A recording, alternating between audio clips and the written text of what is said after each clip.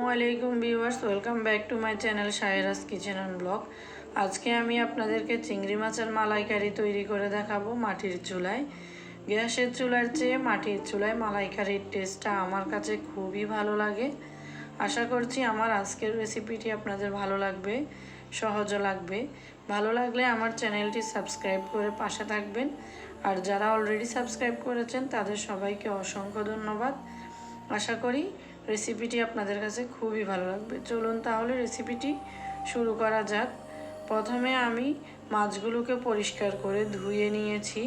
এরপর হালকা লবণ এবং মরিচ মেখে সামান্য পরিমাণে ভেজে নিব, বেশি ভাজা যাবে না।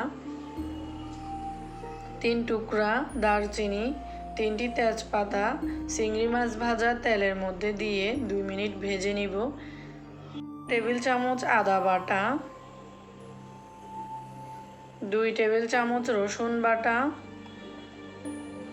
4 টেবিল চামচ পেঁয়াজ বাটা দিয়ে দিব।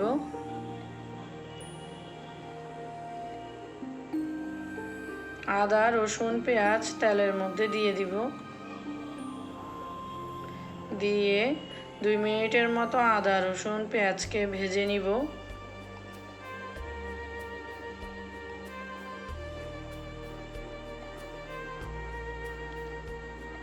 এগুলো ভাজতে ভাজতে এক পাশে আমি 2টি কোরমা মশলা 1 কাপ পানিতে গুলে নিব। জিরার গুঁড়া দিয়ে দিব হাফ টি স্পুন, ধনিয়ার গুঁড়া দিয়ে দিব 1 টেবিল চামচ।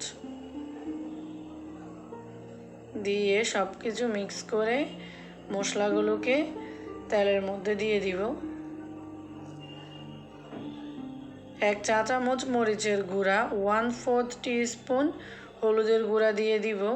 সামান্য পরিমাণে হলুদের গুঁড়া দিব, জাস্ট একটু কালারের জন্য। ঝালের জন্য লাল মরিচ দিয়েছি 1 চা চামচ। কিছুক্ষণ কষিয়ে ভেজে রাখা চিংড়ি মাছগুলো দিয়ে দিব। চিংড়ি মাছগুলো দিয়ে মশলার সাথে খুবই ভালোভাবে ভেজে নিব।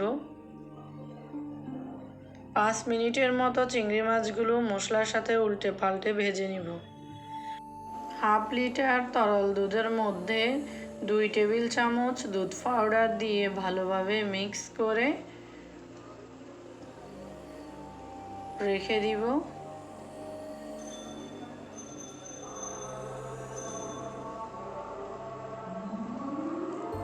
টমেটো সস দিয়ে দিব 2 টেবিল চামচ।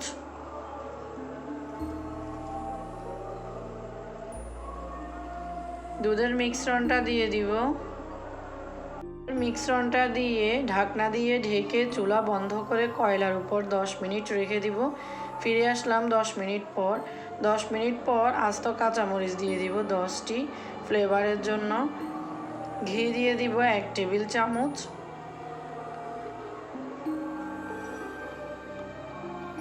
কেওড়া জল দিয়ে দিব হাফ চা চামচ। আপনারা চাইলে কেওড়া জলটা বাদ দিতে পারেন। সব কিছু ভালোভাবে মিক্স করে নিয়ে নামিয়ে নিব। তৈরি হয়ে গেল সুস্বাদু মাটির চুলায় তৈরি চিংড়ি মাছের মালাইকারি। রেসিপিটি ভালো লাগলে আমার চ্যানেলটি সাবস্ক্রাইব করবেন, লাইক কমেন্টস করতে ভুলবেন না। সবাই অনেক বেশি ভালো থাকবেন, সুস্থ থাকবেন, আমাদের জন্য দোয়া করবেন। আল্লাহ হাফেজ।